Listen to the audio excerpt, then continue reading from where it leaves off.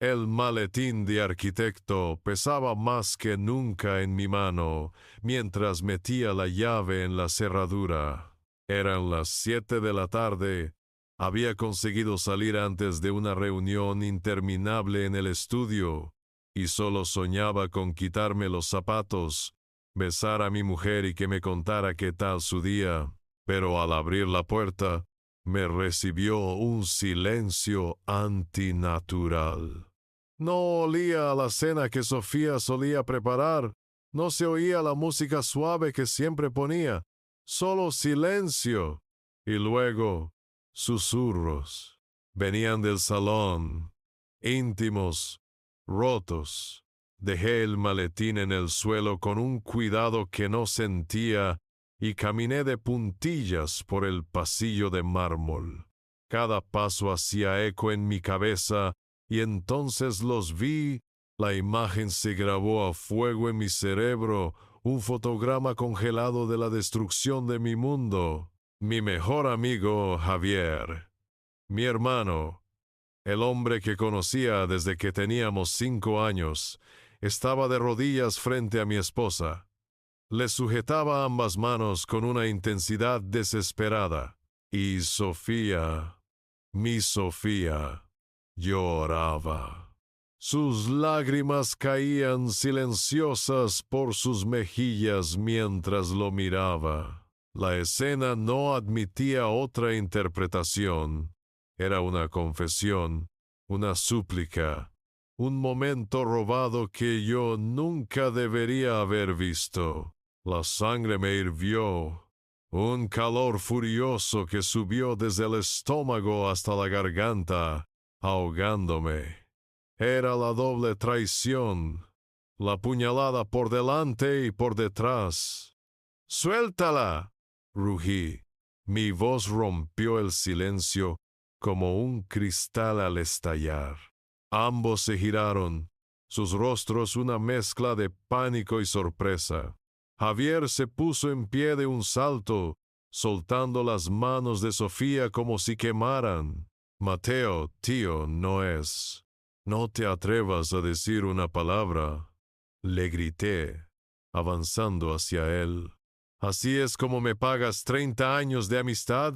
¿De rodillas suplicándole a mi mujer a mis espaldas? Lárgate de mi casa ahora mismo, Javier. Lárgate o juro que no respondo. Sofía corrió hacia mí, aferrándose a mi brazo, temblando de forma convincente. Mateo, cariño, no es lo que parece. Por favor, escúchame. Él no dejaba de insistir. Me estaba presionando. Su voz, suplicante y frágil, fue el ancla que me sujetó a su versión de la historia. Miré a Javier con todo el desprecio del que fui capaz. Él solo me miraba a mí, con una expresión extraña. No era culpa, era lástima. Esa mirada me enfureció aún más. Fuera, susurré, y esa única palabra cargaba todo el peso de nuestra hermandad rota. Se fue sin decir nada más. La puerta se cerró con un clic que sonó a epitafio. Me quedé ahí, en mitad de mi perfecto salón, en mi perfecta vida, abrazando a mi víctima, sintiéndome su protector, su héroe. El veneno ya corría por mis venas, pero no era el que ella me daba en el té. Era el veneno de la duda y la traición, y me lo había bebido yo solo. Creí que esa noche había descubierto la peor traición posible, pero la verdad era 1.000.000 de veces más oscura. Antes de contarte cómo mi vida se convirtió en una pesadilla y cómo planeé la venganza más fría que puedas imaginar, déjame un comentario y dime desde qué ciudad de España me escuchas. Para entender la profundidad de esa herida, tienes que retroceder conmigo. 3 años antes de esa noche, yo era otro hombre. Mi estudio de arquitectura en Madrid empezaba a despegar. Trabajaba 16 horas al día y mi vida social era prácticamente inexistente. Una tarde de jueves, casi por obligación, fui a la inauguración de una exposición en una pequeña galería del barrio de las Letras. Y allí, en medio de lienzos abstractos y esculturas imposibles, la vi. Era Sofía. No estaba mirando las obras, estaba hablando con el artista. La escuché reír. Una risa suave, inteligente. Hablaba de la luz, de la textura, de la intención detrás del color. No mencionaba el precio ni el potencial de inversión. Solo el arte. Me sentí atraído al instante. Era como un imán. Esa noche hablamos durante horas y descubrí a una mujer sensible, apasionada, que parecía completamente inmune al brillo superficial del dinero que tanto obsesionaba a la gente en mi círculo. Valoraba la creatividad, la pasión, el esfuerzo, o eso me hizo creer. El flechazo fue inmediato y total. Unas semanas después, supe que era algo serio y quise presentarla a la persona más importante de mi vida, Javier. Fuimos a tomar unas cañas por la Latina, en una de esas terrazas abarrotadas donde el sol de la tarde lo baña todo de oro. Recuerdo la escena perfectamente. Javier fue educado, le hizo preguntas, sonrió en los momentos adecuados, pero cuando Sofía fue un momento al baño, noté una reserva en su mirada que nunca antes le había visto. ¿Y bien?, le pregunté, esperando su aprobación. Él removió la espuma de su cerveza. «Es encantadora, Mateo», dijo, escogiendo las palabras con cuidado. «Casi demasiado perfecta». En ese momento me reí. Lo atribuí a los celos de un amigo que temía perderme, a esa hermandad posesiva que a veces tenemos los hombres. No quise ver la advertencia que se escondía en ese demasiado perfecta. Nuestro noviazgo fue un torbellino idílico. Cenas románticas que se alargaban hasta la madrugada. Escapadas de fin de semana a la costa de Andalucía. Paseos por Cádiz sintiendo la brisa del mar. Ella era mi refugio. Cuando yo llegaba a casa agotado y estresado por los plazos de entrega y los problemas con los clientes, ella estaba allí, con una copa de vino de Rioja y una paciencia infinita. Me escuchaba, me apoyaba incondicionalmente, me hacía masajes en los hombros y me decía que todo saldría bien. Se convirtió en el pilar que yo no sabía que necesitaba. Nos casamos 1 año y medio después, en una finca preciosa a las afueras de Madrid, rodeados de robles y lavanda. Fue un día de ensueño, sacado de un cuento de hadas. Recuerdo sus votos como si los estuviera escuchando ahora mismo, su voz suave resonando a través del micrófono, mirándome a los ojos. Prometió amarme, respetarme y sobre todo cuidarme en la salud y en la enfermedad. ¡Qué ironía tan cruel! Juró ser mi ancla en la tormenta, sin saber que era ella quien, en silencio, ya estaba convocando al huracán. La luna de miel, como todo en nuestra vida, fue perfecta, pero la realidad del trabajo nos golpeó pronto. El estudio firmó 2 proyectos importantes y los meses siguientes fueron una vorágine de planos, reuniones y noches en vela. Fue entonces, unos 6 meses después de la boda, cuando la primera sombra se cernió sobre nuestro cuento de hadas. Empezó como un simple cansancio, uno que no se iba ni durmiendo 10 horas. Luego vinieron los mareos, a veces tan fuertes que tenía que agarrarme a la mesa de dibujo para no caerme. Los dolores de cabeza se hicieron mis compañeros diarios. Un martilleo sordo detrás de los ojos que me impedía concentrarme. Yo, que siempre había presumido de una mente afilada y una memoria fotográfica para los detalles arquitectónicos, empecé a olvidar nombres, fechas, a sentirme permanentemente nublado. Mi primer instinto fue culpar al trabajo. Fui al médico, me hicieron análisis de sangre, un chequeo completo. Los resultados llegaron una semana después. Todo estaba perfecto. No había anemia, ni problemas de tiroides, nada. Es estrés, Mateo, me dijo el doctor con una palmada paternal en el hombro. El ritmo que llevas no es sostenible. Tienes que aprender a delegar, a relajarte, o tu cuerpo te pasará una factura más cara. Salí de la consulta frustrado, pero, en cierto modo, aliviado. Era solo estrés. Tenía solución. Cuando se lo conté a Sofía, ella se convirtió en mi ángel guardián.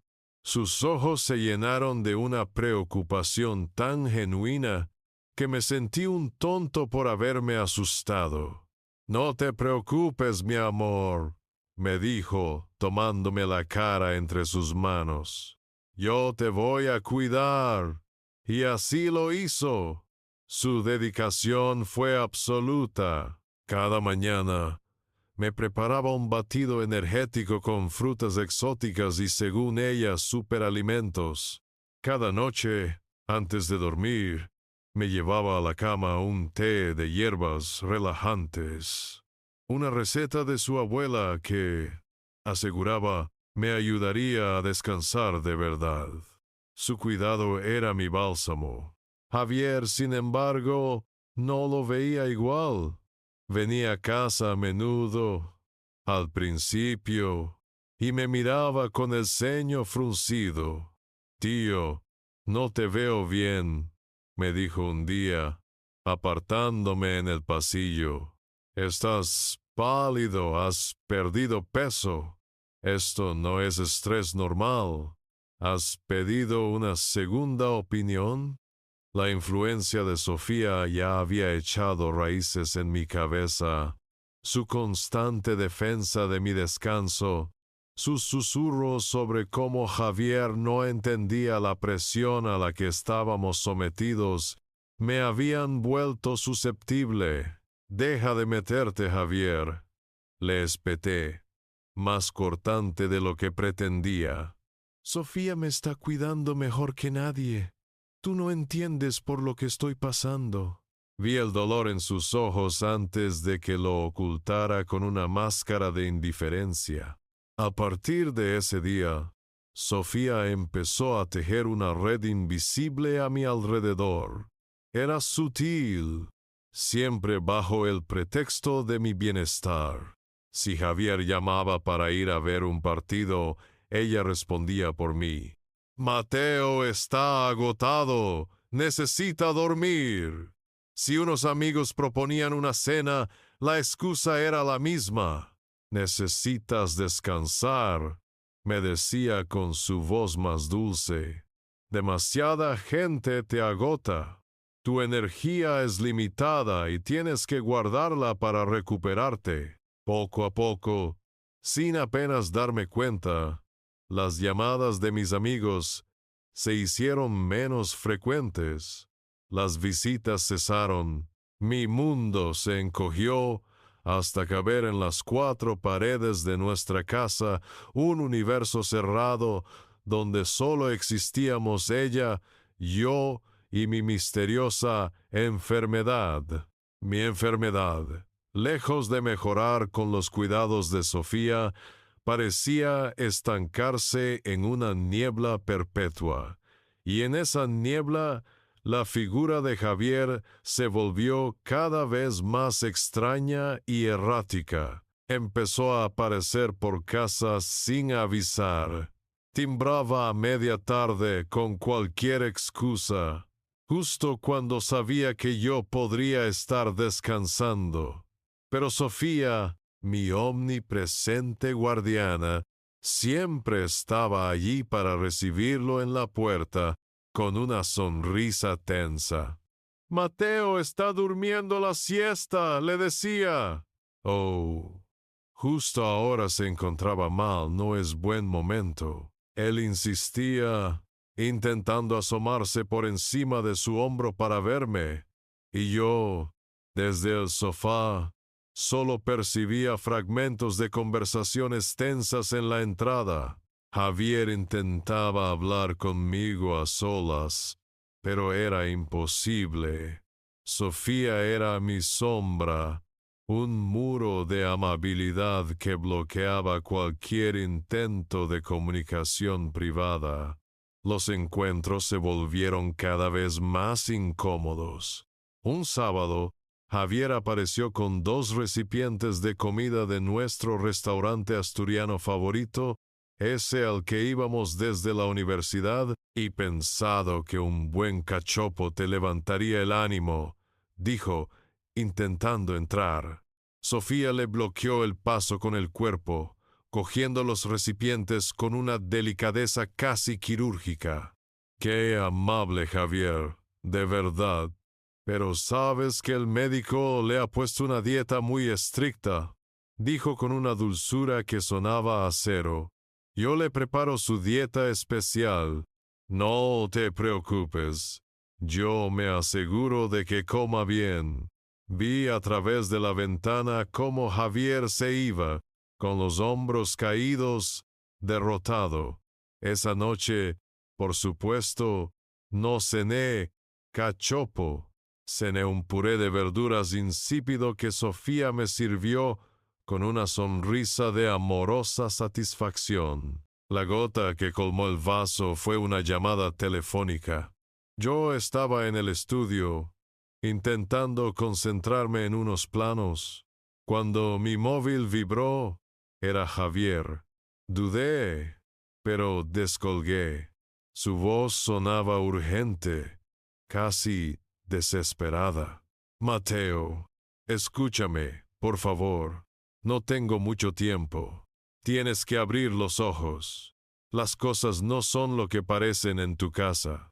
«¿Otra vez con eso, Javier? ¿De qué demonios hablas? No puedo decírtelo por teléfono, pero ten cuidado. Por favor, tío, ten mucho cuidado».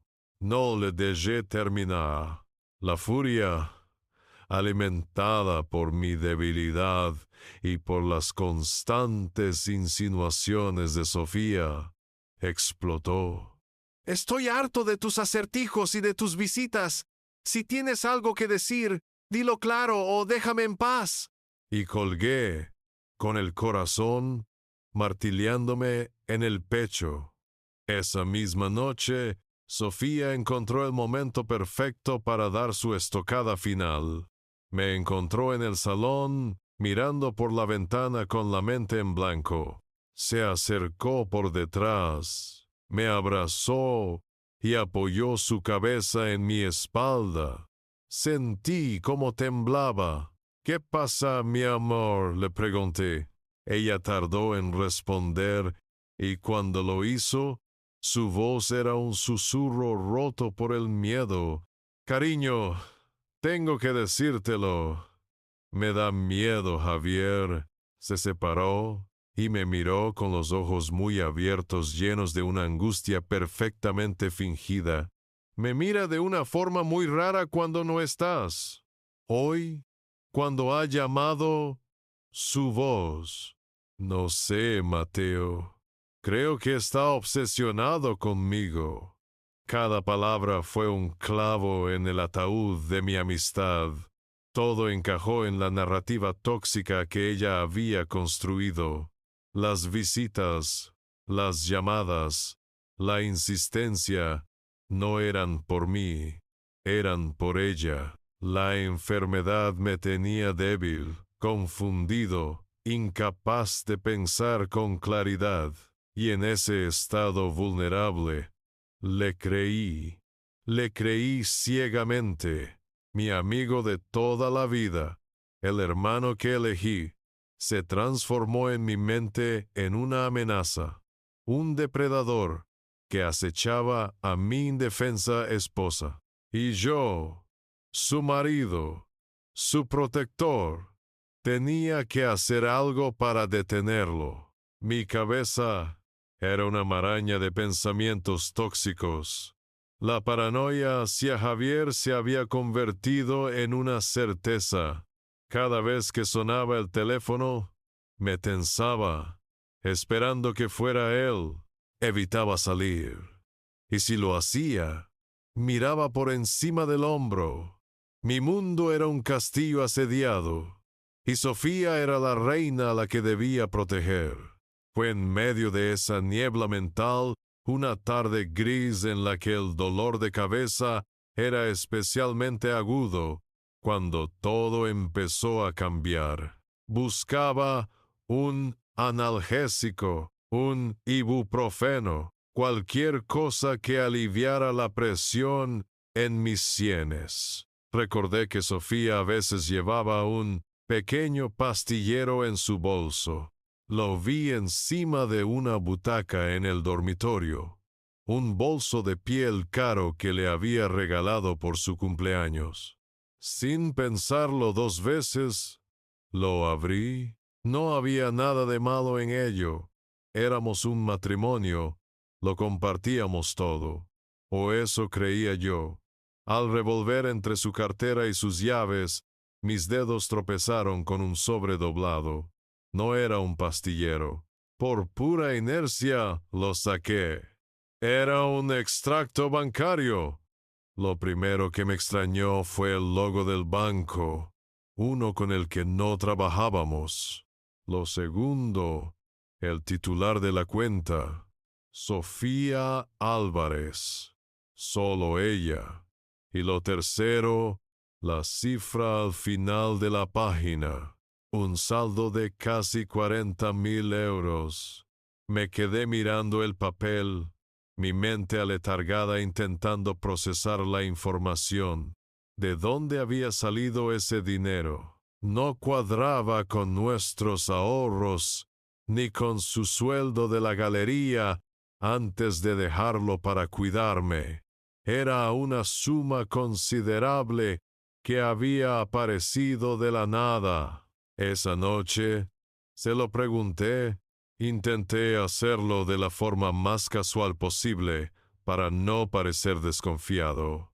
Cariño, hoy he visto un extracto de un banco que no conocía en tu bolso.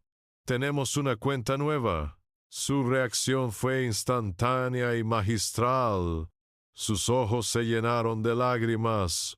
Su labio inferior empezó a temblar y se derrumbó en un sollozo desconsolado. Se me encogió el corazón. Me sentí como un monstruo por haberla hecho llorar. Perdóname, Mateo, dijo entre lágrimas, aferrándose a mi camisa. Es un fondo de emergencia que mis padres me dieron por si algo malo pasaba. Juntaron todos sus ahorros. No te lo dije para no preocuparte. Con todo lo de tu enfermedad, pensé que ya tenías suficiente en la cabeza. Quería que fuera una red de seguridad para nosotros, por si tu salud empeoraba. Su explicación era perfecta, conmovedora. Apelaba a mi culpa, a su papel de cuidadora, a su amor incondicional. La abracé, la tranquilicé, le pedí perdón por haber dudado, y una parte de mí, la parte enferma y dependiente, le creyó. Pero otra parte, una pequeña semilla de mi antiguo yo, el arquitecto meticuloso que siempre buscaba fallos en los cimientos de un edificio, se activó. Su respuesta era Plausible, sí, pero algo no encajaba. Era demasiado dramática, demasiado rápida. Fue la primera grieta en su fachada perfecta. Esa duda, por pequeña que fuera, se instaló en mi mente y se negó a desaparecer. Empecé a observarla, a notar detalles que antes pasaba por alto. Y esa noche esperé a que su respiración se volviera profunda y acompasada, señal de que estaba dormida. Con un sigilo que me sorprendió a mí mismo, me levanté de la cama.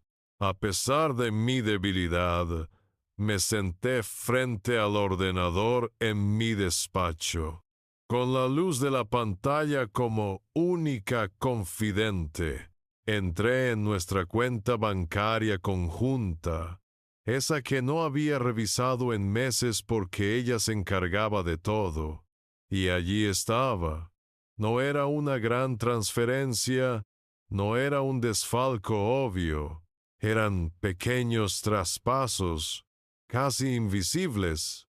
150 euros por aquí, 200 por allá, siempre con conceptos ambiguos, gastos casa, compras varias, pequeñas fugas de dinero, constantes, metódicas, que iban a parar a esa cuenta secreta, cantidades lo suficientemente pequeñas para no levantar sospechas, pero sumadas, mes a mes, construían un muro de mentiras, y yo, por fin, empezaba a verlo. La investigación nocturna se convirtió en mi secreto, en mi única conexión con la realidad, en un mar de confusión. Durante el día, era el marido enfermo y dependiente.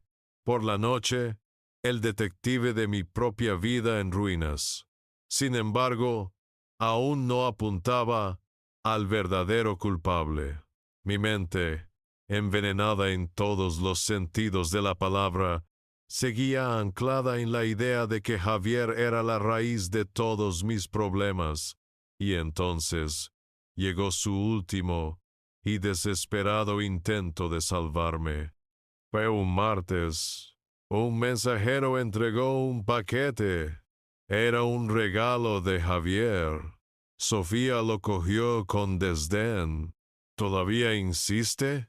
¡Qué hombre más pesado! Dentro había un marco de fotos digital, elegante y moderno, para mi mesita de noche. Venía con una nota, escrita con su caligrafía rápida y nerviosa. Para que recuerdes los buenos tiempos, tío, y para que veas lo que tienes delante. Leí la nota y sentí una oleada de rabia, una amenaza, una forma de decirme que lo vigilara a él, que viera cómo se acercaba a Sofía. Es un cínico, le dije a mi mujer enseñándole la nota. Ella la leyó y negó con la cabeza, una expresión de pena en su rostro. Pobre hombre, está realmente perdido, Mateo. Esa tarde intenté configurar el marco. Quería cargarlo con fotos antiguas nuestras, de antes de que todo se torciera, como un desafío silencioso. Pero el aparato parecía no funcionar bien. La pantalla parpadeaba.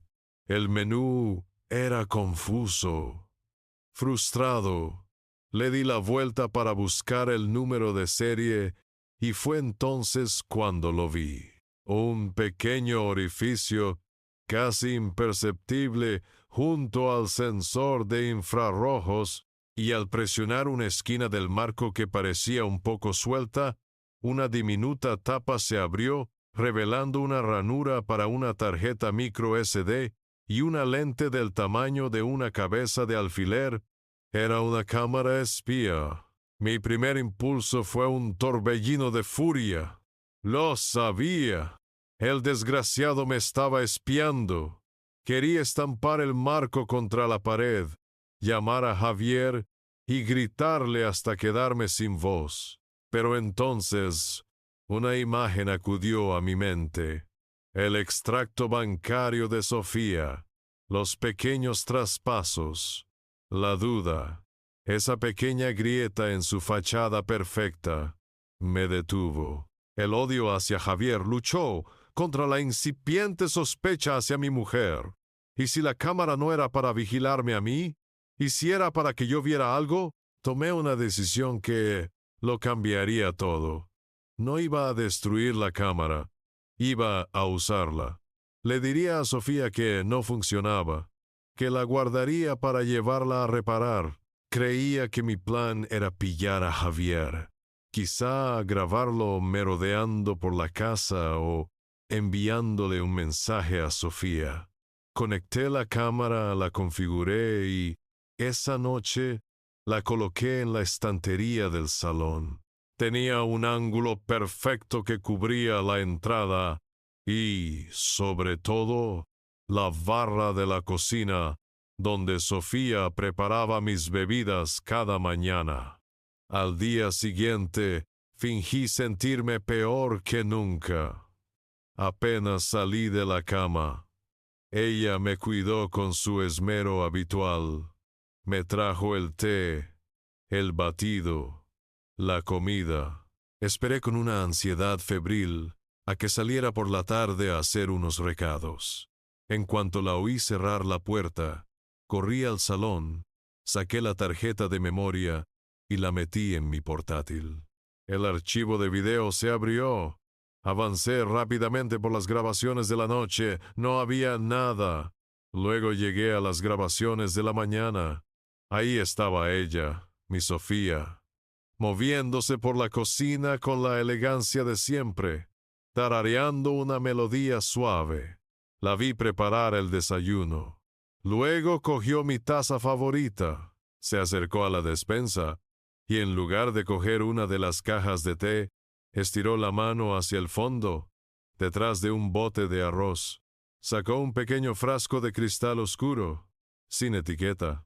Lo abrió y con un pulso firme, con una naturalidad que me revolvió el estómago, vertió 3 gotas de un líquido espeso en mi té. Lo removió, devolvió el frasco a su escondite y me llevó la taza a la habitación con una sonrisa radiante. La vi hacerlo, la vi envenenarme, la vi con una frialdad metódica, un acto desprovisto de cualquier emoción. No había odio en su cara, ni rabia, solo rutina, como quien le echa azúcar al café. Me quedé paralizado, mirando la pantalla. La sangre se me había helado en las venas. El mundo se detuvo. Cada gesto de amor, cada palabra de consuelo, cada caricia de los últimos meses se convirtió en ceniza en mi memoria. No era mi cuidadora, era mi verdugo. Y yo, ciego y estúpido, la había estado defendiendo. Rebobiné el video, le di al play, lo vi otra vez, y otra, y una cuarta vez. Buscaba un fallo, un detalle que me dijera que estaba equivocado, que mi mente enferma me estaba jugando una mala pasada, pero no había fallo. La imagen era nítida, la acción inequívoca. No era posible. La mujer que me susurraba, "Te quiero por la noche", era la misma que calculaba las gotas que me matarían lentamente por la mañana. La negación fue una ola que me golpeó con fuerza, dejándome sin aire, me ahogaba. Sentado en la penumbra de mi propio despacho, me ahogaba en la comprensión de que cada beso, cada abrazo, cada "¿Cómo te encuentras, mi amor?" no era un acto de cuidado. Era la firma de un asesino en su obra.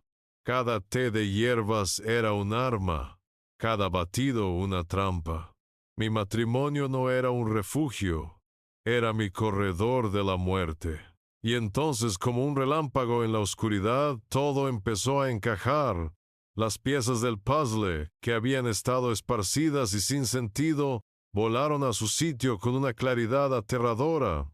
Mi cansancio extremo, los mareos que los médicos no podían explicar, mi creciente aislamiento del mundo, el comportamiento errático de Javier, sus apariciones, sus llamadas desesperadas, el repentino interés de Sofía por nuestras finanzas, el extracto bancario escondido en su bolso. Todo cobró un sentido macabro. Javier no estaba intentando seducirla, estaba intentando salvarme. Y yo, en mi estúpida ceguera, lo había tratado como a un traidor, mientras le abría la puerta cada noche al verdadero monstruo. Mis manos temblaban tanto que apenas podía sujetar el teléfono. Busqué su nombre en mi agenda. Javier, el nombre que había mirado con odio durante semanas. Marqué. El tono de llamada sonó 1, 2, 3 veces. Pensé que no lo cogería, que lo había perdido para siempre. Diga. Su voz sonaba cautelosa, distante. Tragué saliva, pero mi garganta estaba tan seca que las palabras apenas salieron. Fue un susurro roto, la voz de un fantasma. Tenías razón, conseguí decir. Javier, tenías razón. Lo he visto. Hubo un silencio al otro lado de la línea. No fue un silencio de confusión, sino de comprensión. «Voy para allá», dijo. No le corté. «Aquí no. En el parque. El de siempre. En 1 hora. Nos encontramos junto al lago del Retiro, lejos de los paseos principales. Hacía frío. Le entregué el portátil sin decir una palabra. Le di al play. Javier vio el video. Su rostro impasible al principio. Luego su mandíbula se tensó y un músculo empezó a contraerse en su mejilla. Cuando la grabación terminó, cerró el portátil con un golpe seco. No me miro a mí. Miro al agua oscura del lago. Lo sabía, dijo, con la voz cargada de una rabia contenida. Ese monstruo. ¿Cómo? Fue lo único que pude preguntar. Empecé a sospechar hace meses, confesó. Te veía cada vez peor y no tenía sentido. Un día, por casualidad, la vi salir de una herboristería de esas antiguas, en Lavapiés, una de esas que venden cosas raras, no infusiones de supermercado. Me pareció extraño. Empecé a fijarme más. Noté cómo te controlaba, cómo me apartaba. Intenté advertirte, Mateo. Te juro que lo intenté, pero no me escuchabas. Estabas en otro mundo. La cámara fue mi último recurso. Pensé que si no me creías a mí, creerías a tus propios ojos. Me quedé en silencio, asimilando la enormidad de mi error y la increíble lealtad del hombre que estaba a mi lado. El dolor por la traición de Sofía era un océano, pero el dolor por haber traicionado a mi amigo era una daga afilada.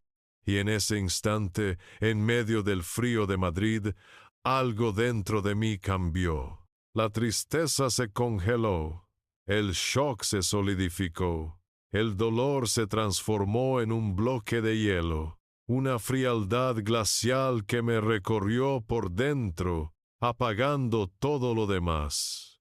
Ya no era una víctima temblorosa, era un hombre al que le habían quitado todo y que ahora tenía un único propósito. Miré a Javier, y él debió ver el cambio en mis ojos, porque me sostuvo la mirada. No la voy a confrontar, le dije, y mi voz sonó extraña, metálica. desprovista de emoción. No le voy a dar esa satisfacción. La voy a destruir. Y tú, hice una pausa, tú me vas a ayudar. Javier asintió. Su rostro era un reflejo de mi propia determinación helada. A partir de ese momento, me convertí en un actor, el mejor actor que he sido en mi vida.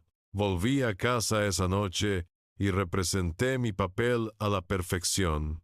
Era el marido roto, devastado por la traición de su mejor amigo, y ahora más dependiente que nunca del amor de su esposa. Ella se bebió mi actuación, satisfecha. Me consoló, me acarició el pelo y me dijo que ahora estábamos solo los dos, juntos contra el mundo. Comenzó el contraataque silencioso. Cada mañana aceptaba su taza de té con una mano temblorosa. La miraba a los ojos, le daba las gracias y fingía dar un sorbo mientras ella me observaba. En cuanto se daba la vuelta para preparar su propio café, yo caminaba con lentitud hacia el salón y con un movimiento rápido y disimulado, vertía el contenido tóxico en la tierra de un gran ficus que teníamos junto a la ventana. Me preguntaba cuánto tardaría la planta en morir. Empecé a fingir que mis síntomas empeoraban. Exageraba los mareos. Me quejaba de una niebla mental más densa. A veces fingía quedarme dormido en el sofá a media tarde. Quería que se sintiera segura, que creyera que su plan avanzaba sin contratiempos, que yo era un cordero camino al matadero. El siguiente paso era conseguir pruebas médicas irrefutables. Obviamente, no podía ir a ningún hospital de Madrid. Javier fue mi salvación. Un miércoles le dije a Sofía que Javier me había llamado arrepentido para devolverme unos libros del estudio y que los recogería en un café cercano para no tener que verlo. Era la excusa perfecta. En lugar de ir al café, me subí al coche de Javier y condujimos hasta un laboratorio privado en Toledo. El viaje fue silencioso, ambos perdidos en la gravedad de lo que estábamos haciendo. Pide un análisis toxicológico completo, me instruyó Javier. Metales pesados, alcaloides, todo lo que se te ocurra. Pagué en efectivo y di un nombre falso para el registro, dejando solo un correo electrónico anónimo para recibir los resultados. Con el video en nuestro poder y los análisis en camino, contactamos con una abogada, no una cualquiera. Elena Vargas, me dijo Javier. Es la mejor penalista de Madrid. Es dura, implacable y odia a los maltratadores. La oficina de Elena estaba en la calle Serrano, un despacho sobrio y elegante. Era una mujer de unos 50 años, con una mirada tan afilada que sentí que podía ver a través de mi actuación. Le contamos la historia. Luego le mostré el video en mi portátil. Lo vio una vez, en silencio. Luego pidió verlo de nuevo. Al terminar la segunda visualización, se quitó las gafas, las limpió lentamente y nos miró. Su incredulidad inicial se había transformado en un profesionalismo gélido. Señor arquitecto, dijo con una voz firme, lo que usted tiene aquí no es un drama conyugal. Esto es intento de homicidio. La crudeza de sus palabras me golpeó, a pesar de que yo ya lo sabía. Elena Vargas nos dio instrucciones claras. ¿Tienen un seguro de vida? Fue una de sus primeras preguntas. La verdad es que apenas lo recordaba. Esa noche, busqué los papeles en la caja fuerte. Y allí estaba la prueba definitiva de su motivación. Hacía apenas 4 meses, Sofía me había convencido para aumentar la póliza. Nunca se sabe, cariño. Con tu salud tan delicada, es mejor ser previsores, me había dicho. La cobertura había pasado de 200,000 a 1,000,000 de euros. Y la beneficiaria, que antes estaba a nombre compartido con mis padres, ahora la tenía a ella. Única y exclusivamente a ella. Necesitamos más, nos dijo la abogada en nuestra siguiente reunión. El video es una prueba potentísima, pero si podemos grabarla hablando de sus planes, de su motivación, el caso será indestructible. Y así, planeamos el último paso de nuestra recolección de pruebas. Un fin de semana, mientras Sofía estaba fuera en un supuesto retiro de yoga, que luego descubrí que fue una escapada a un hotel de lujo, Javier vino a casa. Durante horas, trabajamos como 2 agentes secretos en nuestra propia casa, instalando micrófonos ocultos y 2 cámaras más, una en el dormitorio y otra en mi despacho. El pulso me temblaba mientras taladraba un agujero minúsculo en una estantería. Estábamos cruzando una línea de la que no había retorno. No solo buscábamos justicia, estábamos construyendo una jaula. Y necesitábamos que ella misma entrara y cerrara la puerta por dentro, con todas las piezas en su sitio, las cámaras grabando, los micrófonos escuchando. Era hora de montar el escenario para el acto final de mi engaño. Tenía que eliminar la última variable que a ella le preocupaba. Javier. Necesitaba que creyera que yo mismo lo había expulsado de nuestras vidas para siempre. Una mañana, después de verter su veneno diario en el ficus, me dejé caer en el sofá con un gemido teatral. Ella acudió al instante, su rostro una máscara de solícita preocupación. «Mateo, ¿qué ocurre? ¿Te encuentras peor?» La miré con los ojos entornados, fingiendo una debilidad extrema. «Es Javier, Sofía», susurré. «No para. Me ha llamado otra vez.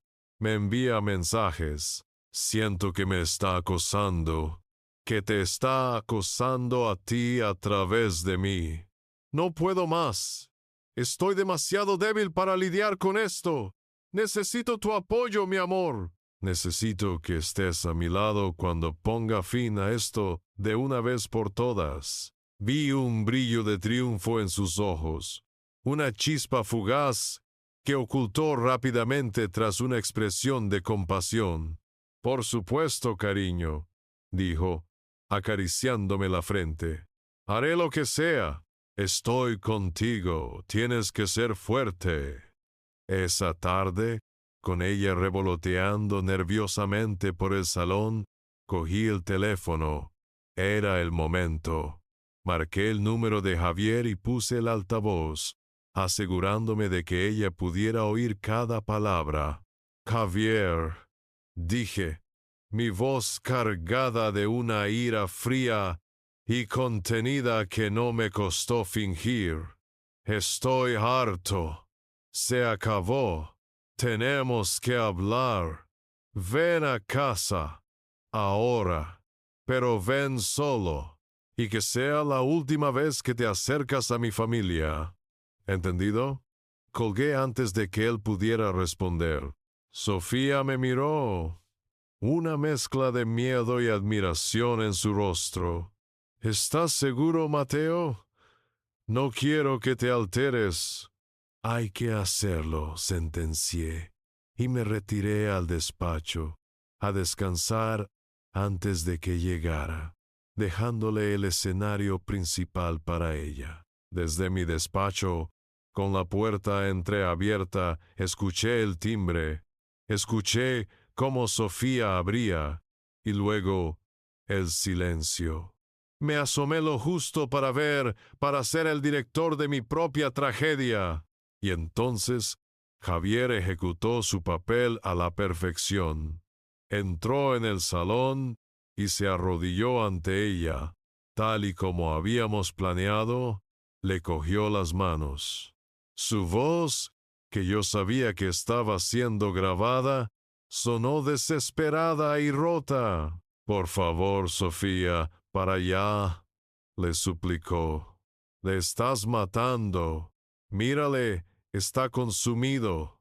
Todavía estás a tiempo de detener esto. Deja a Mateo en paz. La cara de Sofía era un poema. El pánico se apoderó de ella. No entendía cómo Javier podía saberlo.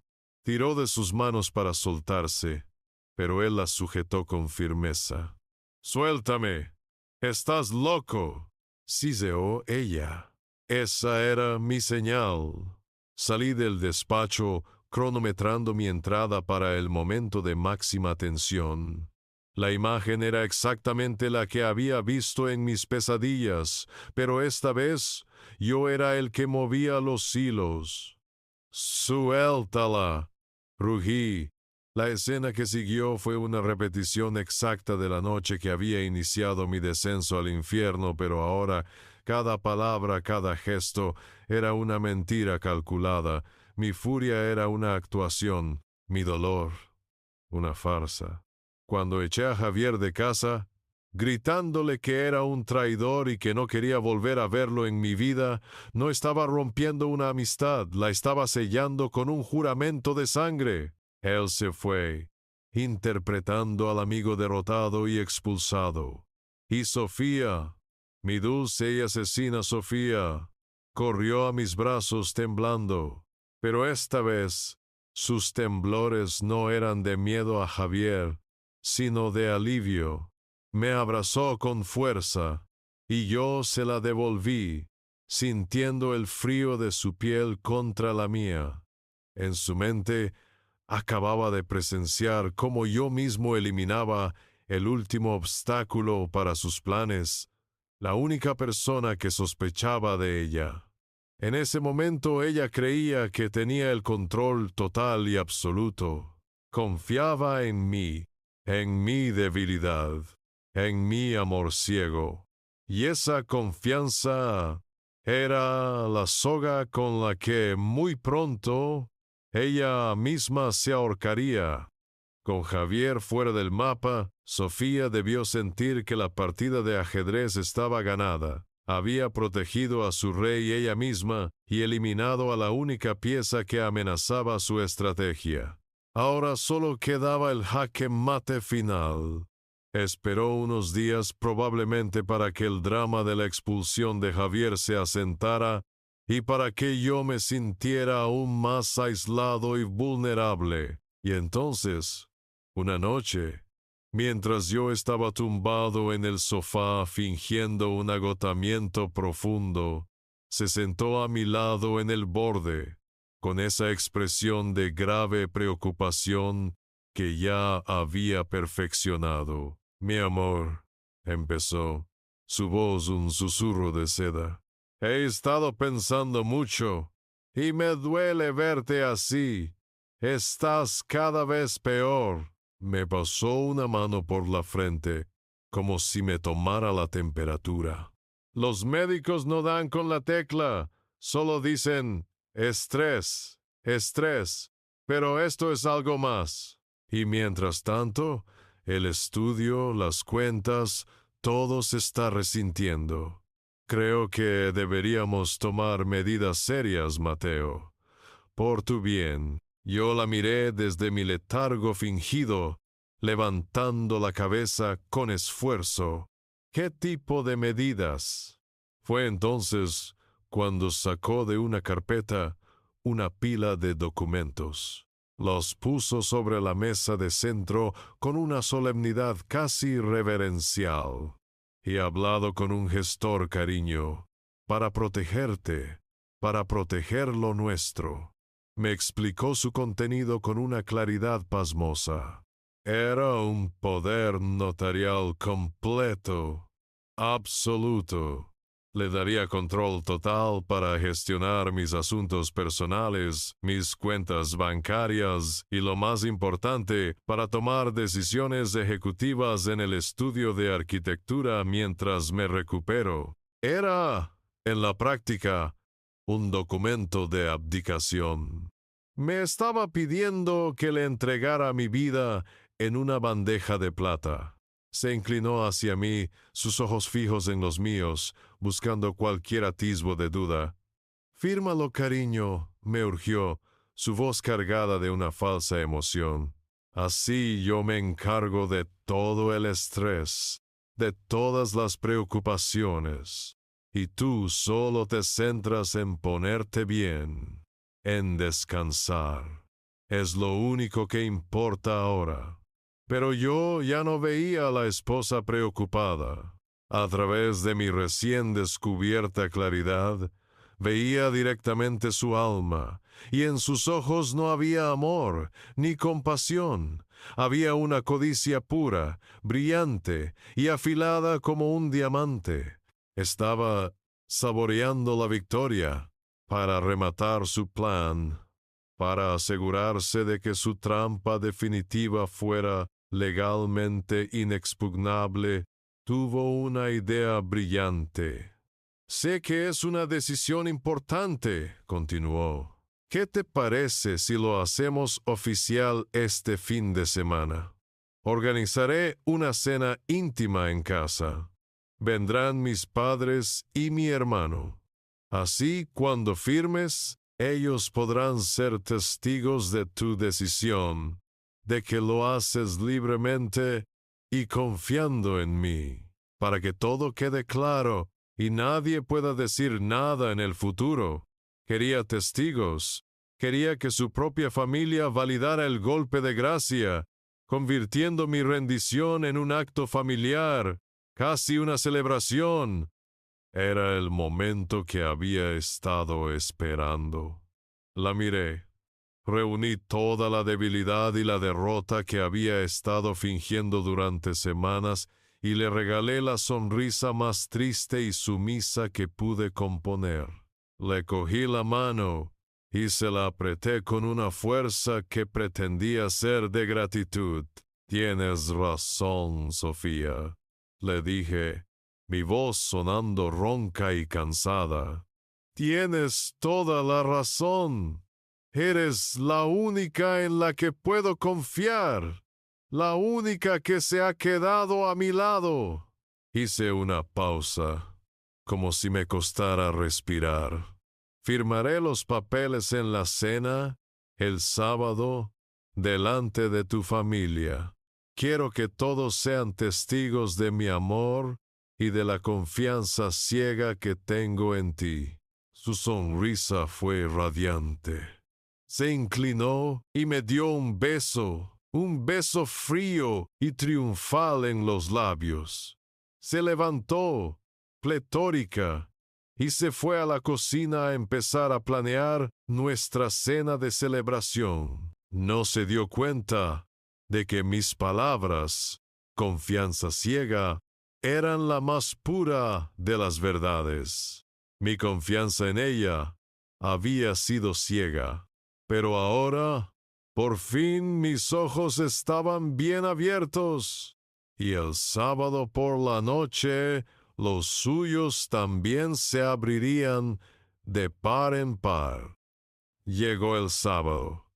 El aire en la casa estaba cargado de una electricidad extraña, una mezcla de mi ansiedad oculta y la palpable excitación de Sofía. Lo preparó todo con un esmero macabro: velas, una vajilla elegante, un vino caro. A las 9 en punto llegaron sus padres y su hermano, un clan unido por la codicia. Aunque ellos aún no lo supieran del todo, me saludaron con sonrisas falsas y preguntas condescendientes sobre mi salud. Yo respondí con monosílabos, encorvado en mi silla, representando el papel del hombre al final de sus fuerzas. La cena fue una tortura. Hablaban de planes futuros, de cómo Sofía se haría cargo del estudio temporalmente, de lo fuerte que era ella por soportar todo esto. Yo comía despacio, sintiendo sus miradas sobre mí, como buitres esperando a que el león dé su último aliento.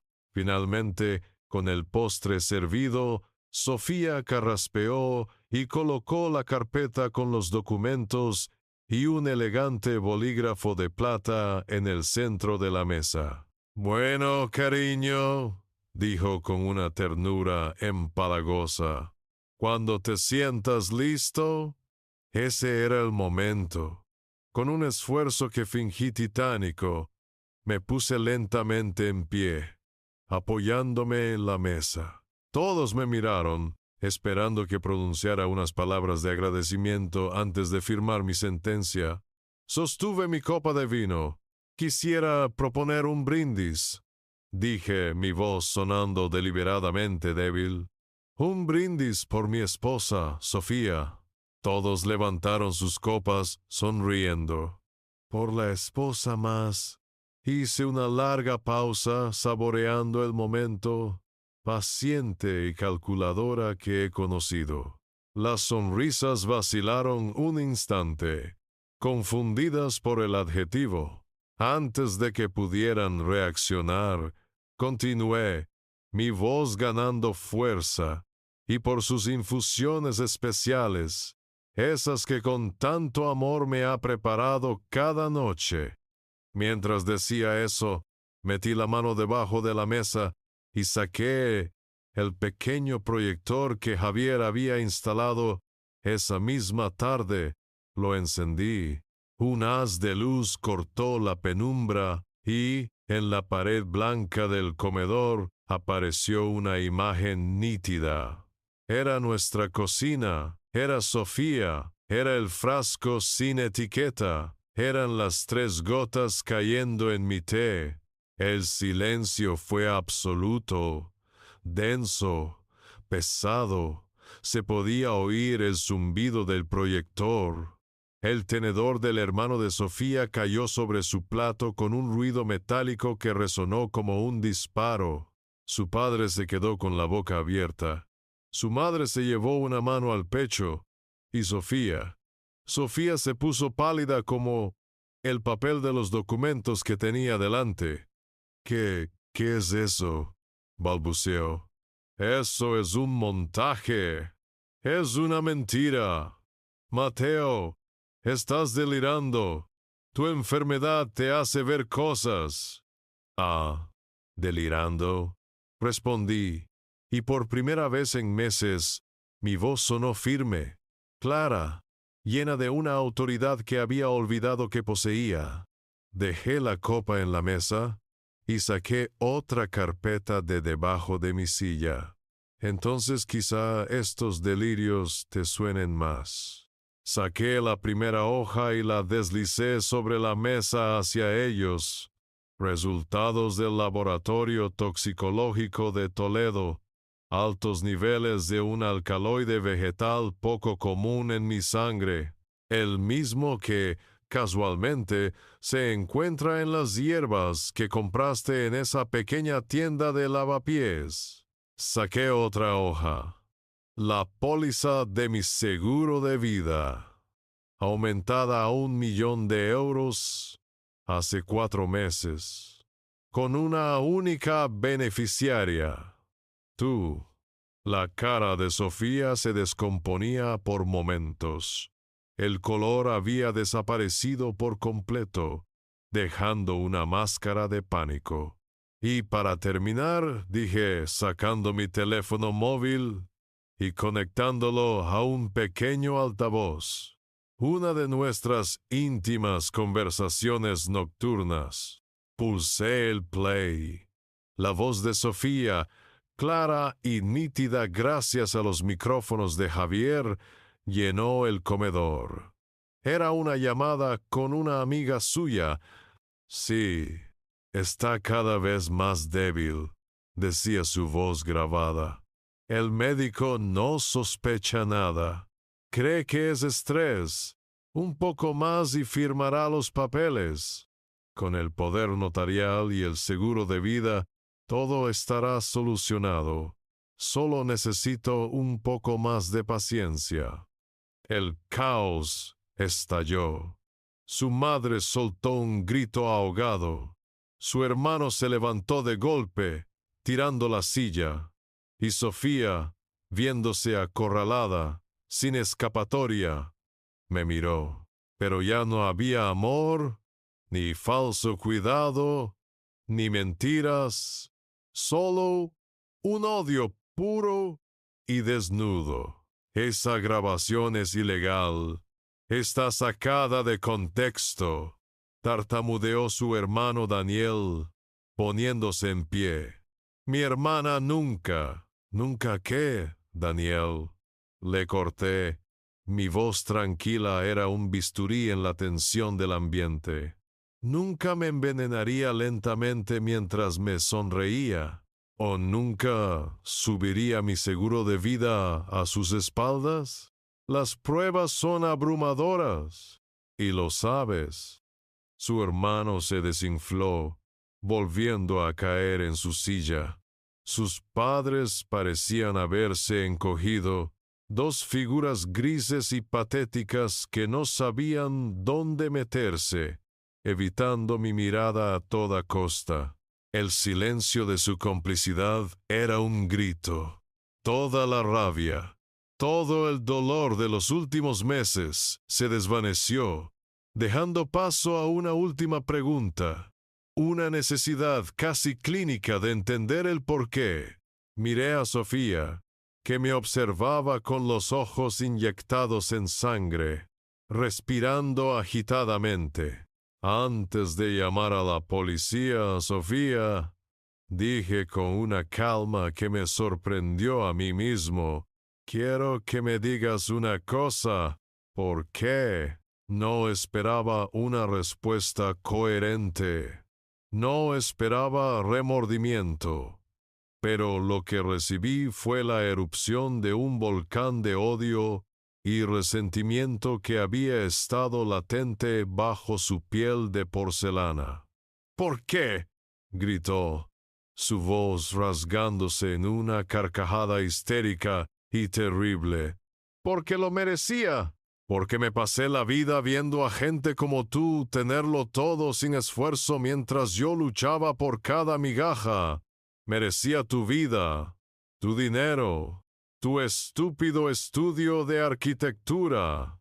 Se puso en pie, barriendo la mesa con el brazo, tirando copas y platos al suelo en un arrebato de furia. Tú no te enteras de nada, Mateo. Siempre en tu mundo de líneas y ángulos, ciego a la realidad. Yo te di una vida perfecta y tú eras demasiado débil para mantenerla. Solo estaba tomando lo que era mío por derecho, su verdadera cara. Por fin, no había ni rastro de la mujer dulce y culta de la que me enamoré. Solo una codicia monstruosa, un pozo sin fondo de envidia. Y en ese preciso instante, justo cuando su confesión a gritos aún flotaba en el aire, la puerta del comedor se abrió. No fue de golpe. Se abrió con una calma profesional. En el umbral estaba Elena Vargas, mi abogada, con su maletín en la mano, y flanqueándola, dos agentes de la Policía Nacional uniformados y con una presencia que heló el ambiente por completo. Habían estado esperando fuera. Javier les había dado la señal. La transformación en el rostro de Sofía fue instantánea. El odio se convirtió en pánico puro. Miró a la policía, luego a mí, luego a su familia, buscando una salida que no existía. Sofía Álvarez, dijo uno de los agentes, su voz grave y sin emociones, mientras avanzaba hacia ella.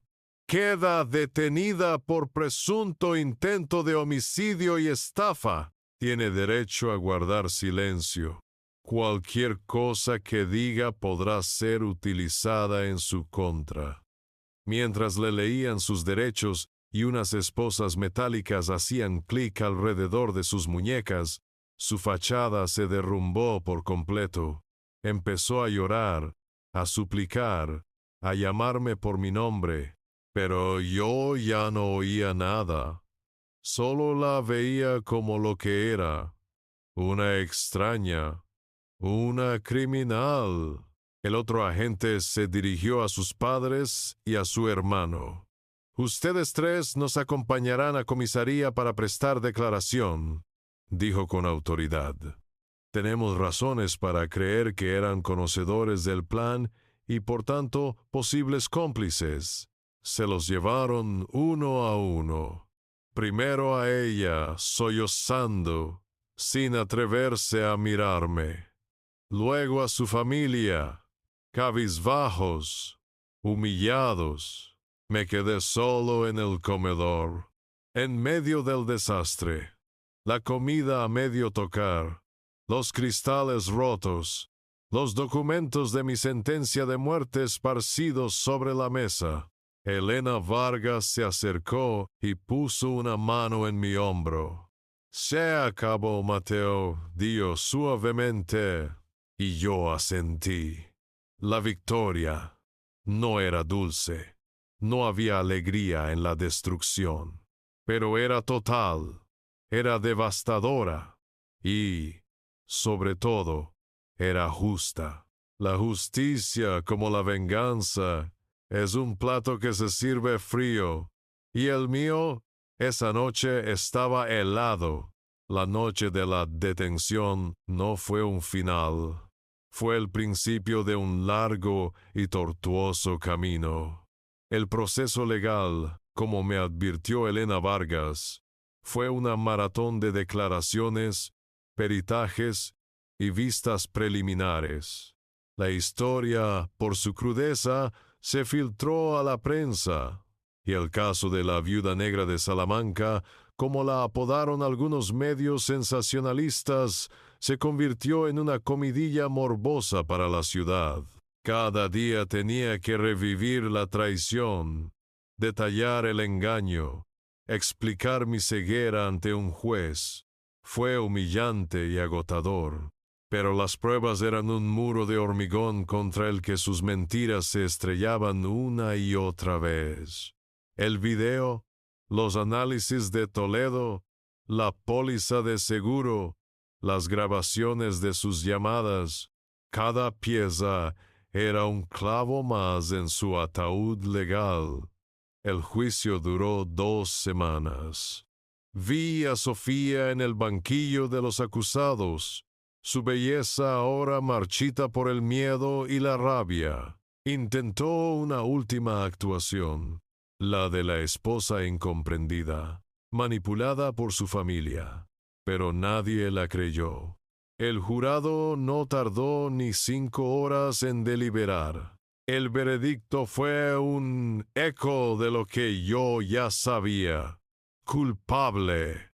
Culpable de intento de homicidio agravado por parentesco y alevosía. Culpable de fraude. La sentencia fue contundente. 18 años de prisión. Al escucharla, no lloró. Solo me miró desde el otro lado de la sala, y en sus ojos vi el mismo odio frío de la noche de la cena. No se arrepentía de haberme envenenado, solo de haber fracasado. Su familia no salió indemne. La investigación policial desveló una red de deudas y problemas financieros que explicaban su desesperación. Se demostró que sus padres eran conocedores del plan y que esperaban beneficiarse económicamente de mi muerte para salvar su propio patrimonio.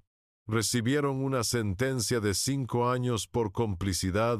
Su hermano, aunque no se pudo probar su participación directa, fue investigado por blanqueo de capitales y su reputación quedó manchada para siempre.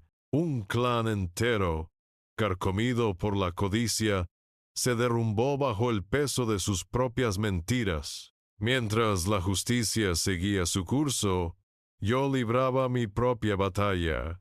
El proceso de desintoxicación fue brutal. Durante meses mi cuerpo luchó por expulsar los restos del veneno. Sufrí temblores, náuseas y una fatiga tan profunda que había días que no podía levantarme de la cama. Pero lo físico, por duro que fue, no era nada comparado con la recuperación emocional. La traición había destrozado mi capacidad de confiar. Veía segundas intenciones en cada gesto amable. Sospechaba de cada palabra de afecto. Las pesadillas me asaltaban cada noche. Tuve que aprender a vivir de nuevo, a reconstruir mi percepción del mundo desde los cimientos. Y en esa reconstrucción, solo hubo un pilar que nunca se tambaleó: Javier. Se mudó prácticamente a mi casa durante los primeros meses.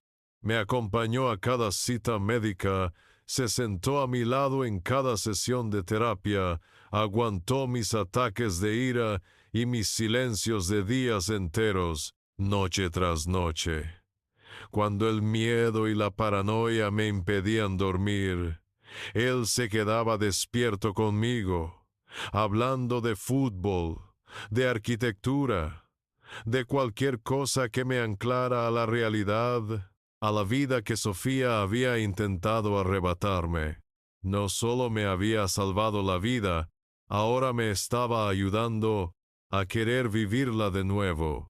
Javier me ayudó a reconstruir no solo mi salud, sino mi fe en la gente, en la lealtad, en la amistad. La prueba de fuego por la que habíamos pasado no nos rompió, nos forjó. Nuestra amistad, antes sólida, se volvió indestructible. Una vez que las sentencias fueron firmes y el polvo legal comenzó a sentarse, me di cuenta de que la verdadera reconstrucción apenas había comenzado. La justicia te da un cierre, pero no te devuelve lo que perdiste. Para eso, necesitaba cambiarlo todo. Lo primero fue la casa.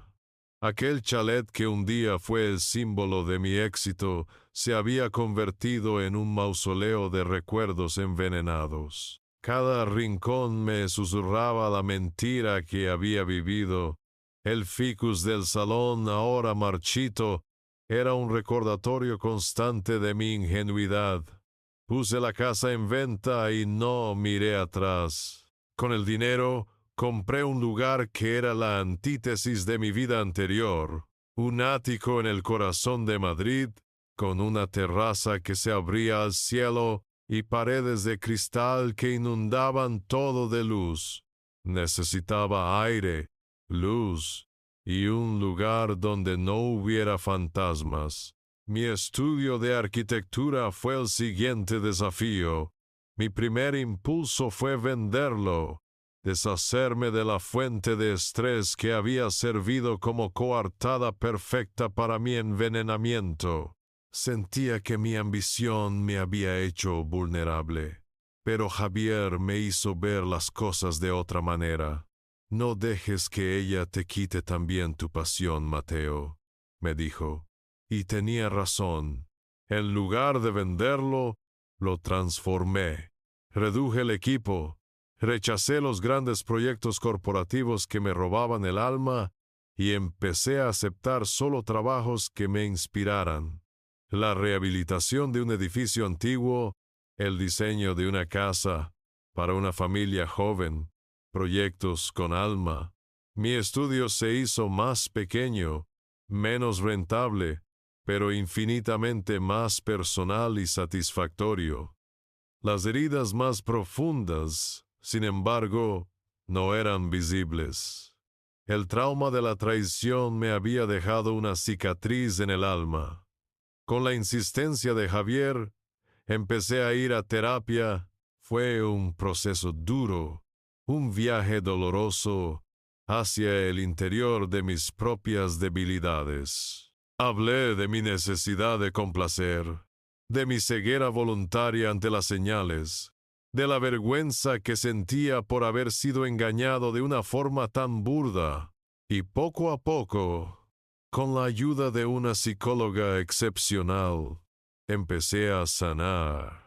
Aprendí a establecer límites, a decir no. Aprendí que la confianza no se regala, se gana. Y, lo más importante, aprendí a escuchar de nuevo esa voz interior, mi instinto, esa que había ignorado por miedo a romper mi imagen de una vida perfecta. Volver a la vida social fue como aprender a caminar de nuevo. Al principio cada sonrisa me parecía una máscara, cada gesto amable una posible manipulación, pero forcé a mi corazón a no cerrarse del todo. Con mucha más cautela, empecé a salir. No buscaba un nuevo amor, solo recuperar la normalidad. Conocí a gente nueva a través de mi trabajo transformado, artistas, artesanos, personas que como yo, valoraban más la autenticidad que el éxito. Forjé amistades genuinas, basadas en conversaciones honestas y afinidades reales, no en apariencias, y así, mañana tras mañana, la vida empezó a sentirse bien, liera, mía. El verdadero momento de la victoria no fue en un juzgado, ni el día que vi a Sofía esposada. La verdadera paz la encontré un martes cualquiera, casi 2 años después de aquella cena infernal. Me desperté temprano. El sol de la mañana entraba a raudales por los ventanales de mi ático.